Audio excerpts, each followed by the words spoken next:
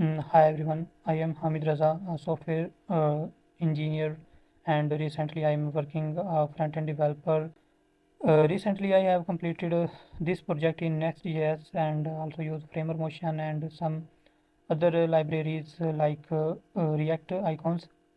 So in this project, basically this is a copy of this website. If you can see, this is a website of a transport service of a hospital, but this website is not a responsive. So my first priority was a responsiveness and also improve font family and uh, some design patterns.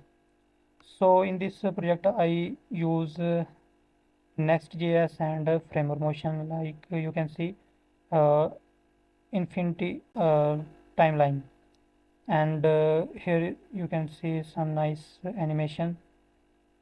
So if I show you the responsiveness, here you can see this is on a mobile, tablet, and big screen, also big screen, and 2XL.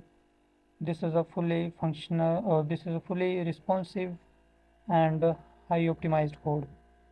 And if you have any question related to this project, you can DM and approach me on WhatsApp and all my social media accounts. And if you want any help in your project related to front end development in React.js, Next.js, and Framer Motion, etc., you can approach me and I will help you.